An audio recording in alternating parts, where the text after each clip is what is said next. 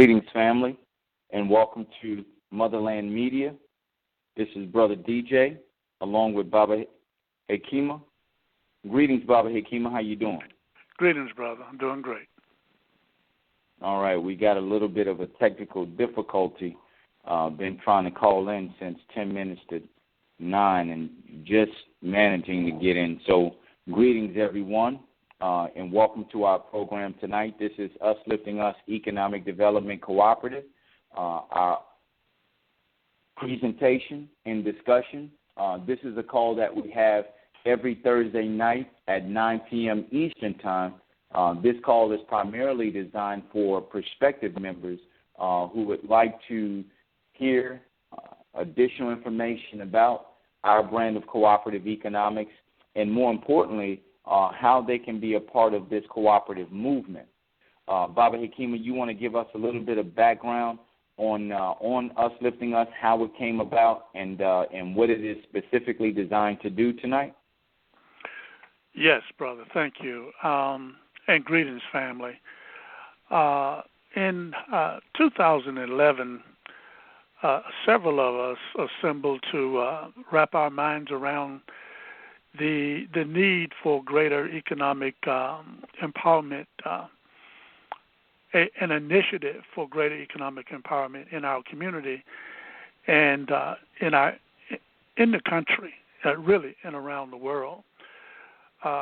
We were assembled from a nonprofit here in Atlanta, the African Community Centers, and over the months, it finally became crystallized in Usliftingus Economic Development Cooperative in 2012. And then again in 2013, we reformatted into our current legal status as a limited liability company. But the goal or the objective of our efforts was always clear and is the same today.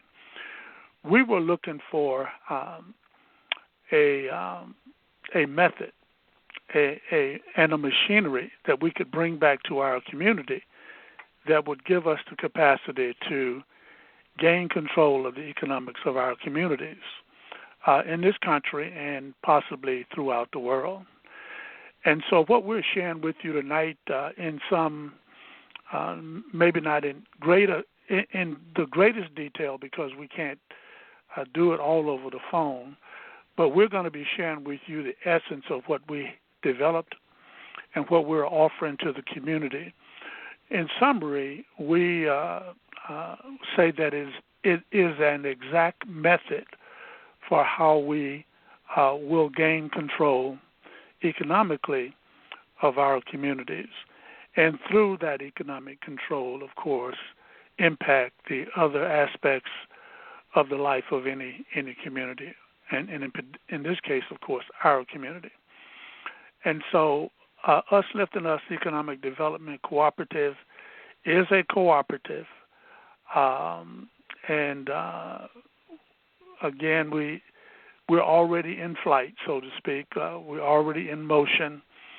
And the thing I want to make clear to everyone is that the goal or the objective for everything that we do is to gain control of the economic life of our community so that we can have an impact in controlling the other aspects of the life of our community, the political and the cultural. So in a nutshell, Brother DJ, that's the background. Of course, we're going to be playing a short clip, an audio clip in a few minutes, just to give you a little of the flavor of what it is that we have created. And then after that clip, we will entertain ourselves with questions and feedback and try and answer some of the hard questions that must be asked and must be answered.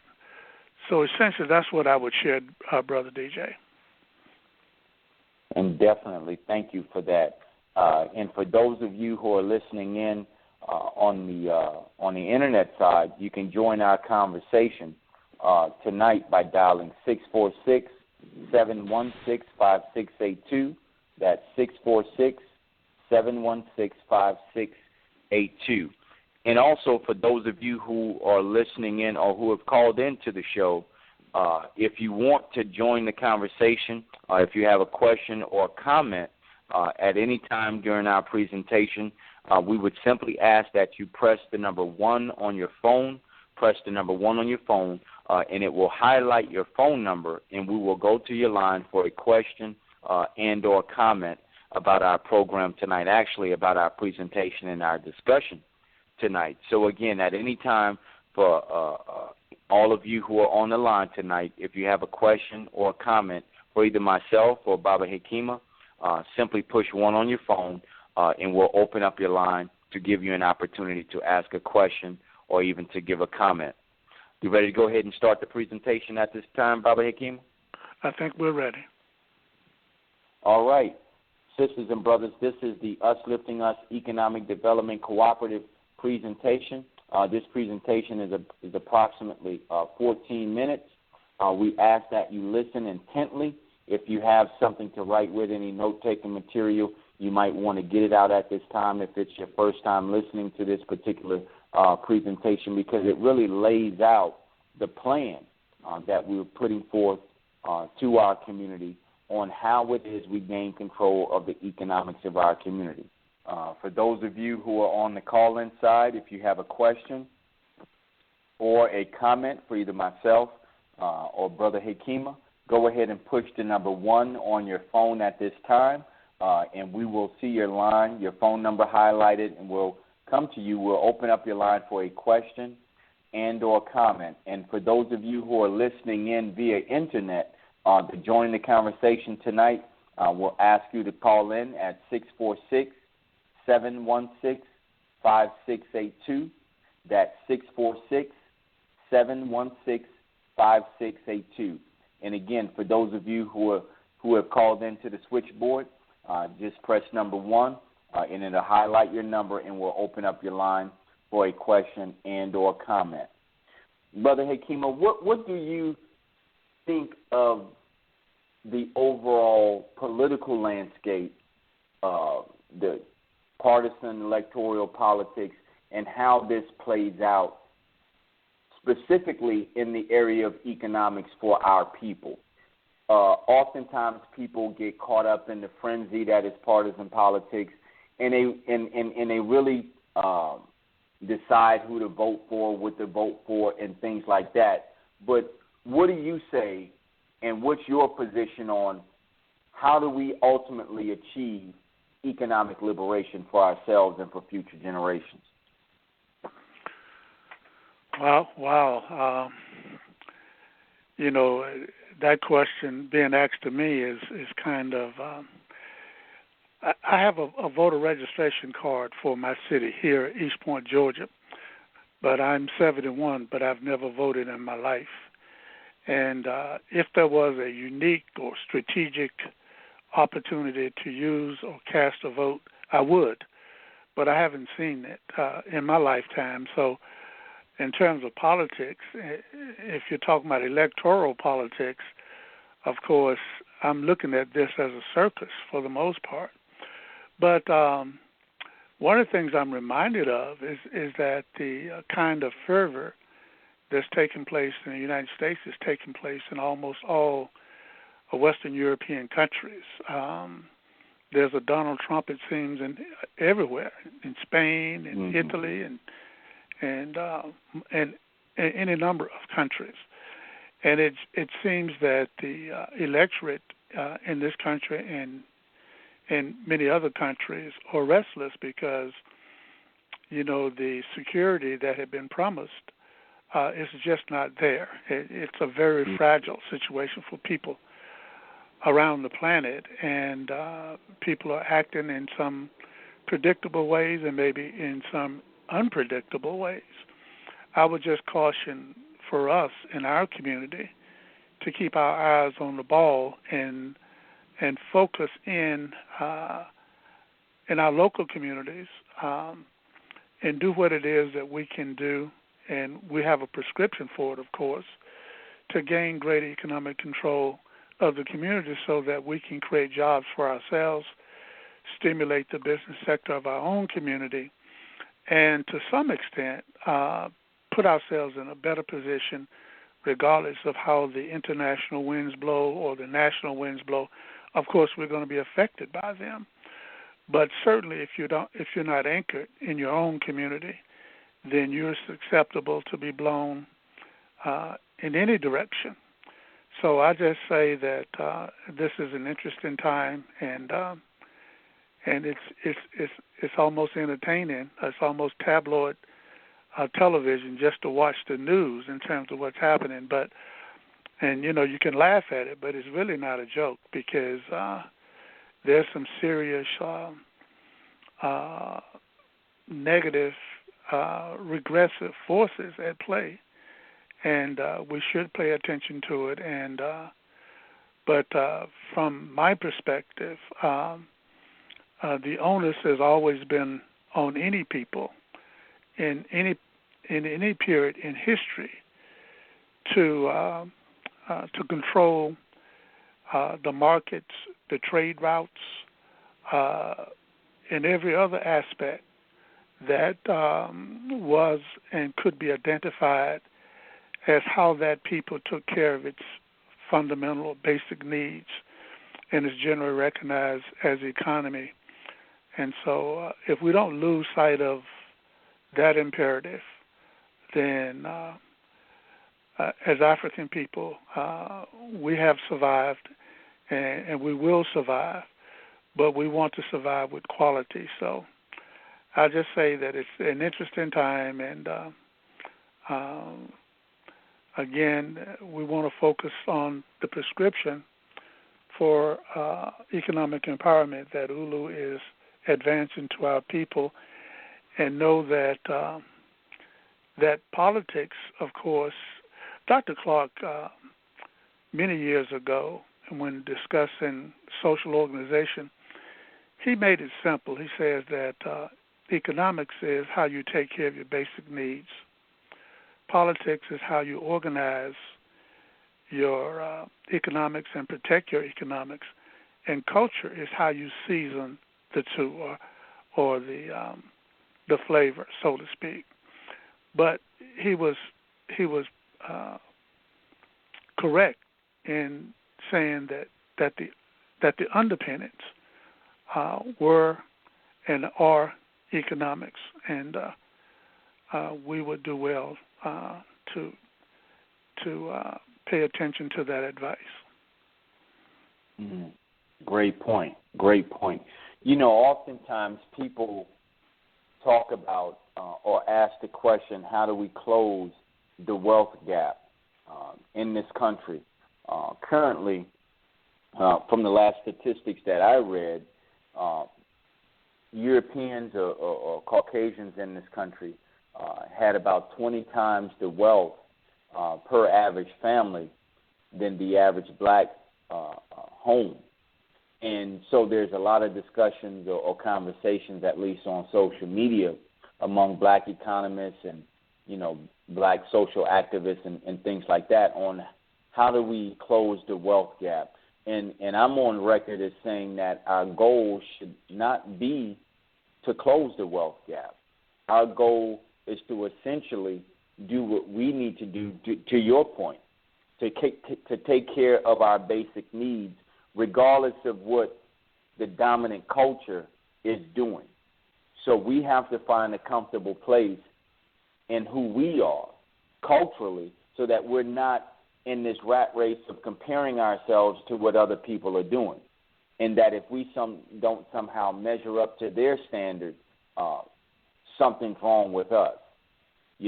So what do you say to that, and especially as it relates to culture? Can we really do our own thing, so to speak, in this context? Yeah, I think not only can we, but we must. And I think you're correct in trying not to focus on a dollar figure or a wealth gap. We've got to focus on the fundamentals of what it means to be in charge of your own economy. What does it mean to build and to sustain your own economy. And the wealth gap will take care of itself. But if we don't focus on the fundamentals, then it doesn't matter about the gap. And so I think you're correct. And I guess that's what I would say to that question overall. Okay. All right. Well, let's take some callers. We've got a caller, 4457. 4457. Please state your name and where you're calling from. Your line is open. This is Abby O'Doon in New York. How are you all doing tonight? Doing great, brother. Good. Okay, I had a couple of thoughts based on that conversation back and forth. I've often been heard to say, I think to you in particular, Hakeem, that we need to focus on that whole wants versus needs thing. And if we focus on needs such as food, clothing, and shelter, and the enhancements of those kind of things that deliver, that process and deliver and structure and plan and all that thing for the needs portion of it, the wants thing will fall into place, as will the culture aspect of things will fall into place. I think we're in a real critical time here with all this popular culture election stuff going on. I kind of agree with Hakeem about his personal position. However, I do think that we may be at a real good tipping point here in that everybody that's running, with the exception of Senator Sanders, seems to be playing that same old song, either entitlements or, separating society based on arbitrary demographics and what have you. But I'm thinking that Senator Sanders, without saying I'm endorsing him per se, but that his concepts are the kind of basis for co-op movements to flourish, because that's one way of leveling the playing field without necessarily getting caught up in the kinds of symbols of the current dominant society. Because when I look at the news and I see what's going on in the entire black world, I just saw something that came into me from one of the blogs concerning what's going on in Haiti. It's shameful. I mean, it would imply that the whole Haitian thing was also pinned on the whole rice trade business. And I remember about 30 years ago when rice was the only way for them to feed the Nigerian population was because of the rice business based out of America. There was something like 100 different strains of rice in the world. But the American rice thing is being used like dope. If we can get them off of their domestic rice and onto Uncle Ben's and Carolina rice, then America will boost its whole thing, and the people will be dependent on America. And then I look and see what's going on in Nigeria. Some of mine just come back from 6 months in Ibadan, and the people were living in filth, and nobody's cleaning up nothing. Nobody spends any dime on reinvesting in the public sector. So we have an opportunity to set a standard for the entire world, starting with the entire black world. And on that note, I think that we should also be considering, as ULU gains strength, we need to be considering recruiting some of our best radical minds to put together DVDs or other kinds of infomercials so that our people, especially our young people, can be taught about money. We have a real lack of understanding about money. We're to a point where if we have $2, we spend $3. Well, that third dollar is come through was financed. Now that dollar costs you 50 cents to finance. So now instead of the original $2, now you're in a hole for $3.50.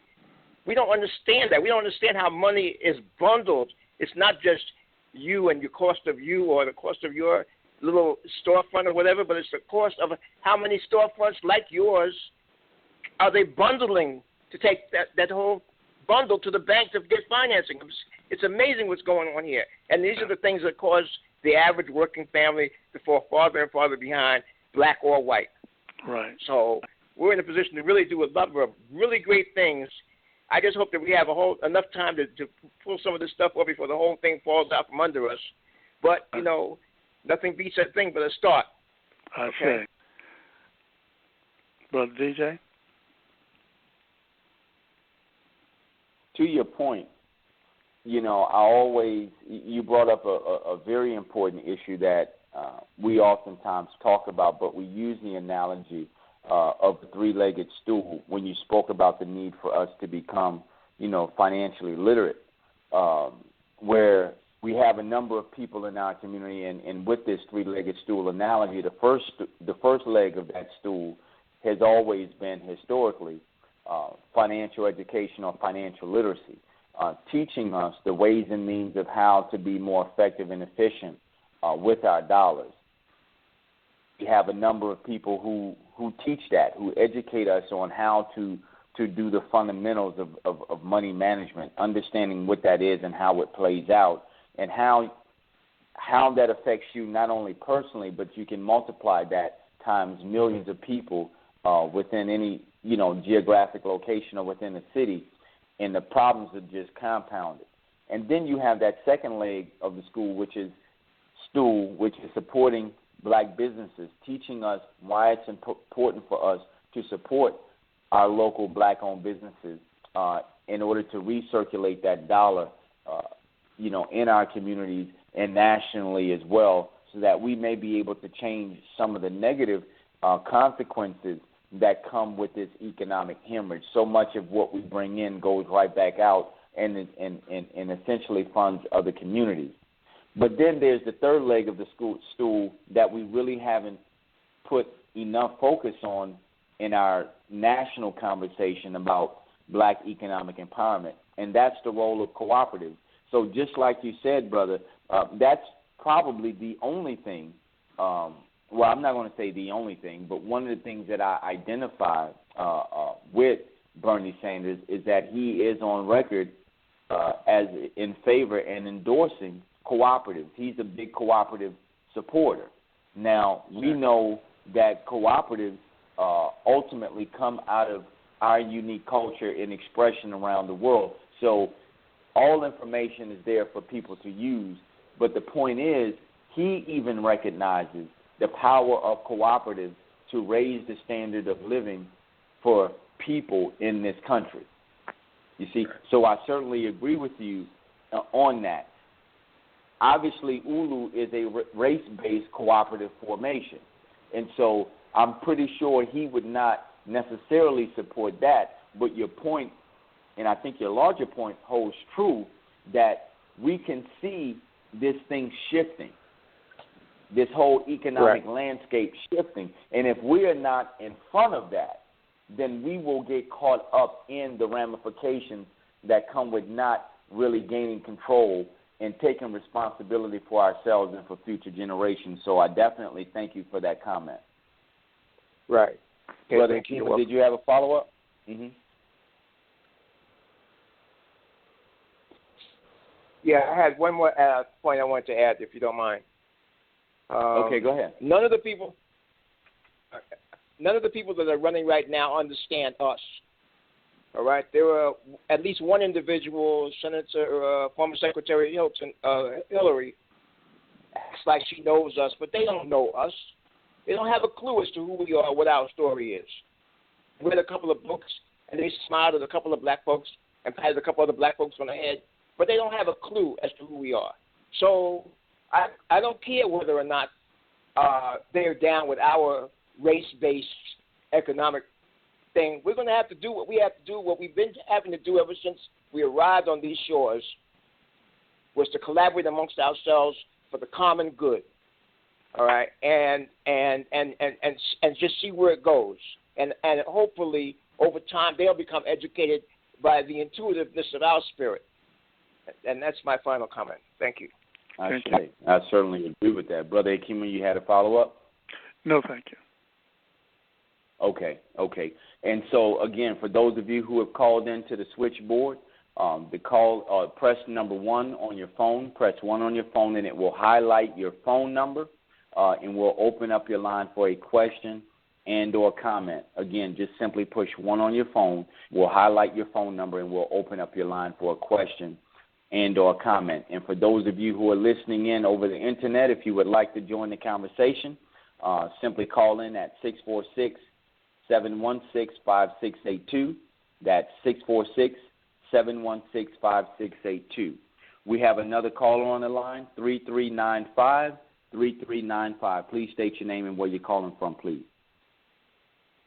Hello, how y'all doing? My name's Stuart Fields. I'm calling from North Carolina. Hey, brother. Greetings, brother. Peace. I had a question. It was pertaining to the summit that was done on March in Atlanta. I was trying to see, are y'all going to, was it recorded? Are y'all going to post it on the YouTube page? You want to take that question, Brother Hakeem? I will. Yes, Brother Stewart. We're a little behind, but we did record it, the summit, and we will do a little editing, and we will be placing that footage on our YouTube channel so that everyone can experience the very lively and informative session that we had. So, yes, that's in the works now. Okay. That's all I had. The only question I had. So thank y'all. Thank you. Thank you, brother. Go ahead and mute the lines. So, again, for those of you on the call-in side, go ahead and press 1 on your phone if you have a question or a comment for either myself or Brother Hakima. Bobby Hakima, if you don't mind, describe the ULU brand of cooperative economics. There's a lot of conversation that takes place really among certain segments of our community about cooperative economics, but the ULU brand of cooperative economics, or our expression of it, is a little bit different. Can you kind of give the audience some information as to what makes ULU in its expression of cooperative economics different from most folks in their description of what that is? Yes, thank you. I think first the thing is the reason or the purpose or the mission for creating a co-op in the first place. And that speaks to how it's formed. The rationale is essentially about power. As a matter of fact, we have a document called Black Power Cooperative Economics. And so the reason that we form this cooperative is not because we're vegans or vegetarians and we want healthy food. Hopefully all of us want healthy food. Or we're not farmers and we want to share machinery, or we're not producers and we want to come together to produce a product. It's about power. And so when we came together in 2011 and began to discuss the co-op model for empowerment, and we really went through a good bit of research to look at co-ops around the world and how they were structured. And, of course, every state has its own co-op laws, and they're fairly complicated, and they differ from state to state. And so when we examine what it is that we wanted to do and who we wanted to do it with, in other words, we wanted to do it with our people on the planet. So that was an imperative. So we had to form a legal structure and a format for uniting us globally. And we also wanted and needed to answer the question of what's in it for me, so that we could attract capital from our members and reward them for that investment. And because we knew we couldn't go to Wall Street or we couldn't go to the international bankers to fund what it is that we wanted to do. And we had the advantage, of course, of looking at other co-ops in the world, in particular the Mondragon model. So we knew and we continue to affirm that we needed to bring together as large a number of people as we could. And so we chose a member cooperative format as opposed to a worker cooperative format. However, within that format, there is a special place for the worker, a protected space for the worker. So ULU is a member cooperative, a member-owned cooperative, and that what we do with our resources, our monies, our talent, our skills, our time, our energy, is invest in for-profit co-op businesses in local communities that are controlled by the workers. And the workers are also owners. So the workers own, the workers control the business themselves as workers. And they own the business in tandem with all other ULU members who may not be workers. And so we're a hybrid. We're in between what you would generally call a worker cooperative and a member or consumer cooperative. Well, not necessarily consumer cooperative, but a member cooperative. And also, our operating agreement allows for a democratic process where all members have equal power, but those members give power to a board of directors to govern the day-to-day, week-to-week, month-to-month operation. And the members simply come together yearly and elect a board of directors and ratify or approve any changes to the basic documents that govern the operation. And so that's essentially us as a member cooperative, and members, again, as we went through it in the presentation at the beginning, one member, one vote. And then members can have and do have the opportunity to be investors at any denomination, but money does not determine voting strength, only membership. The idea here is that we would, and I would ask everyone on the call and everyone listening in over the internet to think about their local community, the community in which you live, and think of what would be the tipping point in terms of business saturation from a cooperative like ULU. Would that co-op need to put 10 new businesses in your community, 20 new businesses, 50 new businesses, 100 new businesses, before you would reach a tipping point where it became obvious that that force, that co-op, that conglomerate, that mutual grouping that put those businesses into place, that movement, that activity became the dominant economic force in that community. And in some small communities, it may be 10 or 15 businesses that combine to create that tipping point. And so ULU, in terms of a co-op model, seeks to proliferate businesses in all sectors. Of course, our major model is the ULU model, but to reach a saturation point where our businesses create enough jobs, create enough stimulation in the local economy, contribute to charity, and just begin to affect the culture so that it becomes manifest. You cross a threshold where you knew that the community economics were controlled by elements outside of your community. You cross a threshold and it becomes obvious now, even though we don't control the 100% the economics of our community, but we've crossed that threshold where it becomes now self-evident that we are in that dominant position. So I just add that on to the form, but we're a member cooperative which incubates for-profit co-ops at the community level that are managed by the workers. And our goal is to have hundreds and eventually thousands of those in almost every sector of the economy that we can think of.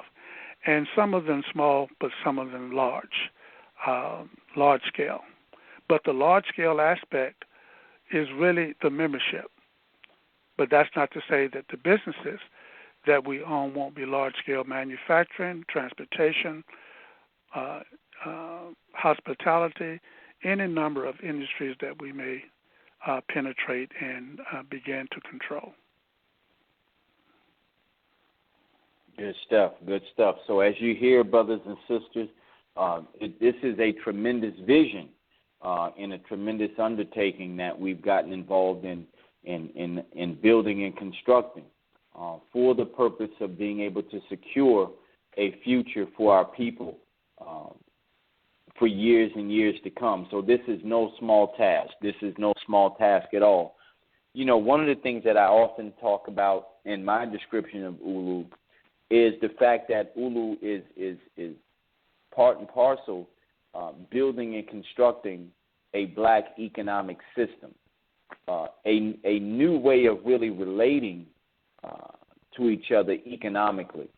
And so that's really like the hallmark for me personally, that we are actually involved in the building, constructing, and eventually maintaining of our own economy. And that is essentially what you're proposing to us from week to week on these calls, that this is what we must do, because it's essentially the only thing that guarantees our survival. We can no longer stay at the mercy of other people for the necessities of life. We can no longer do that. That is too vulnerable of a position for us to be in year after year after year. And so these things are rife with negative consequences, even within our internal relationships in terms of family. So the economic imperative is now. We know what we must do. It's just a matter of us building the will to get it done. And I'm confident that the sisters and brothers that are listening to this call tonight will embark on that journey with us to build and control or to take control of the economics of our community. Bobby Kima, where can people go to get additional information about ULU if they want to follow up with us? Yes. Our website, of course, usliftingus.com, usliftingus.com. And when you go there, the first thing you'll see is our 10-point appeal and plan. And I would ask everyone, when you go there, and go back there and put your cursor over the 10-point appeal and plan, and click it, turn it into a PDF, and print out a few copies, and study them, and begin to pass it also to people that you know that would be interested to learn about it as well. And then on our homepage, there are 3 videos there. The top video is the presentation that you heard the audio of this evening. I would encourage everyone who has not gone through that presentation to go through it and click the link underneath the video for additional information and fill out a form, and we will send you our 22-page operating agreement. That's the document that lays out how Us Lifting Us is governed. And we'll also send you our 4-page values and ethics document. And that document is very key because that essentially speaks to what DJ was talking about, the culture that we're building. And you'll also be instructed to take a look at the turtle list. That's the list of our members. You can also call us at any time, and we'll call you right back, 404-592-2780. Again, 404-592-2780. And when you go to our website, please visit our Facebook page, our YouTube channel. Our young people are doing some exciting things in social media. We'll continue to grow there. But the website is Control Central, usliftingus.com. blacklove.Blackisbeautiful.com. Great. And before we sign off tonight, Baba Ikema, give us a little bit of information on what the membership consists of. How does one not only become a member, but what does membership consist of, and what does it allow us as members to do? Wow. Yeah, that's the essence. Dr. King says when he's referring to the billions and now the trillions of dollars that flows through our fingers, he says that's power if you know how to pool it.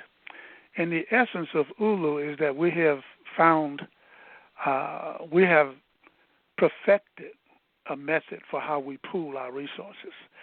And so that's with ULU membership. So a member, a person must first fill out a membership application and pay their $50 first year's membership. And that's an annual membership. But the first year of ULU membership is the only money that you will ever put into ULU that's not your own money. That's put and calculated in your capital account, and that you will have an opportunity to actually earn a return from that. So $50 a year to be active, that means voting and some other privileges. But every member is then has the opportunity to acquire equity in the company.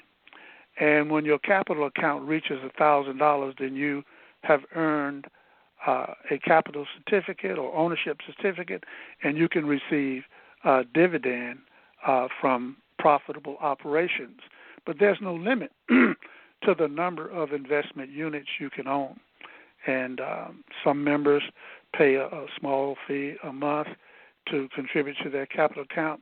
Other members come in and plop down several $1,000s to their capital account. Some members just pay their $50 and they're kind of sitting on the sideline until they're in a better situation. There's no time frame for you to begin to contribute to your capital account. But the idea is that millions of us ultimately would pool our monies. I just give you an example. The Million Brothers and Sisters, brothers by and large, who went to the Million Man's March in 95, I submit to you that every person there had the ability to own a unit in ULU, $1,000. A million individuals with 1,000, that's a billion. And we would use it, of course, to build businesses that empowered the community, that contributed to charity, and produce a return for our members, a return on investment. And that formula allows you to just continue to grow and build and grow. And so to answer your question specifically, on our website, if you click Join, you'll have the opportunity to fill out an application. Click Pay/Donate. You can do your $50 there. You can send it in the mail. You can send your application in the mail as well. But most people fill out the application online. And so at this point, we have members in 5 countries, the United States, Canada, UK, Bermuda, and Haiti. But we're formatted so we can have members throughout the world. So as this plan becomes better known and the businesses that we roll out generates excitement and create the jobs, and people begin to warm up the idea, we've actually built a platform where we can aggregate hundreds of millions of dollars or billions of dollars. And sometimes when we talk about figures like that, people begin to say, well, you're talking too big or you're thinking too big. And I just simply say that most of us daily in our automobiles, on the subway train or whatever, we pass hundreds of millions or billions of dollars, and we don't even count, the wealth that is in this country. So we're really talking about small numbers. But the membership is 50, and that's where that's the most important thing, because that's where the culture is created and honed. That's where the impetus, the pooling of knowledge and skills take place. And members are also encouraged to join our online community. And recently we had some engineers who have created a technology group within our community, and I'm really encouraged by that. We have a few other groups, but people taking the initiative to pull together people with similar skills to begin to think how they can produce a business or product or good or service that would benefit our overall aim and mission. Great. And that was essentially the $1 trillion question. I guess, because without that level of clarity, then a person isn't clear on why ULU as a cooperative formation is so important to their individual lives, their family life, and ultimately the life of our community and nations.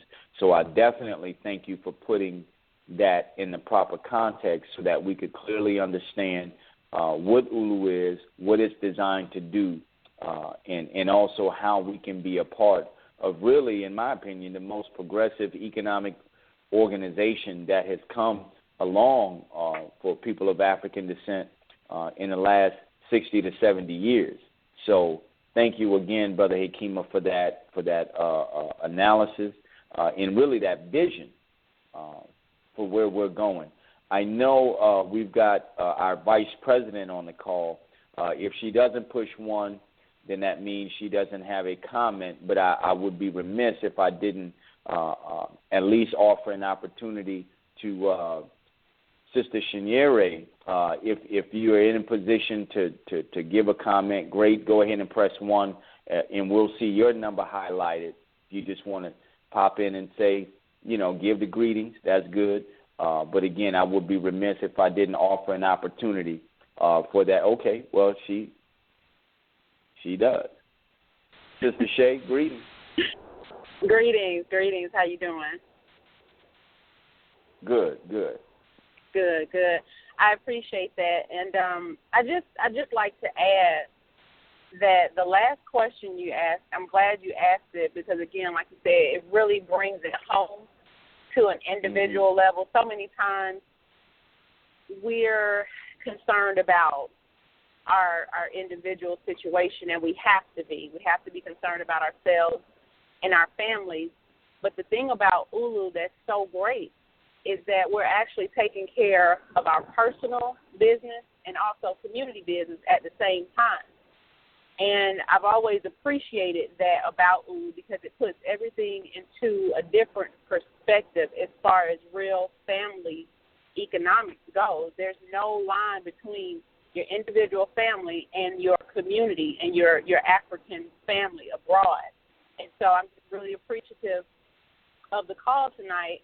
It was a great call with a lot of meat, and I'm hopeful that everybody who's listening in, either, online or on the phone, is really, really connecting with what is being said in a major way. You have to listen very intently and think about yourself in the co-op. Think about how that changes your life being a part of a movement like this and what it means to basically tell your children that you're really underwriting not only their future but the future of their children and their grandchildren, and really doing, like you always say, DJ, what adults are supposed to do. And maybe we haven't had the right direction, but now I believe we really don't have a choice. Either you are about taking control of the economics of our community or you're not.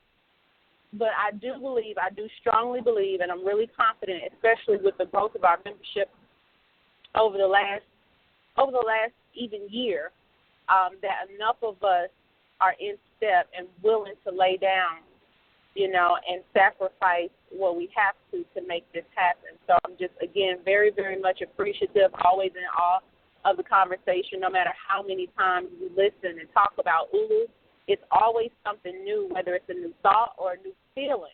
You just have to really, really look at it, like I said, put yourself in place to be a part of the co-op. See yourself in it, and make it, even if you have questions or concerns and you think we haven't thought about it, that's the beauty of a co-op, is that you bring all of that. You bring all of that with you. It's, yes, we're talking about money and pooling our resources, but it's about your genius, it's about your skill set, and it's about ultimately your love, you know, for our people. So, again, thank you so much.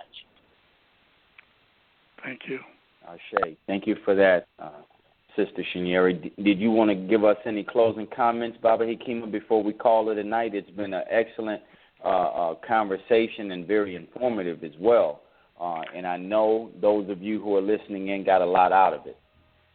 Yeah, I'd appreciate you closing us out this evening. Okay, well, you know, like we said, there you have it. We have an opportunity to really change the game, not just play the game, but change the game so that it benefits us.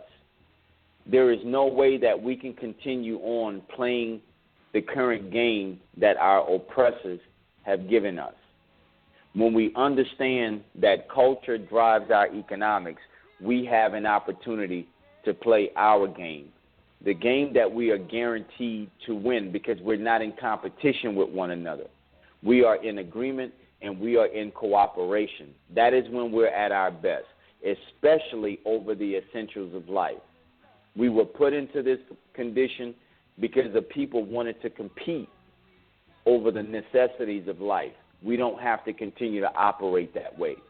There is more than enough for us to have in abundance once we turn the corner and understand that our culture has always told us from the very beginning that we have to cooperate and that all links in that chain are strong when we cooperate. That's essentially the culture of Us Lifting Us, and we also would like or invite you to check us out. Certainly go to our website, usliftingus.com, read more about what we're proposing. On our website, we have our 10-point plan and appeal, which spells out how do we fundamentally take control of the economics of our community so that we can leave something tangible for future generations. We know that we must do it, and the time is now. So we'll, same call, same time next week, 9 p.m. Eastern Time. Tell a friend, tell a family member, tell a coworker. We need you to change the economic realities of our community. Peace, brothers and sisters. Peace.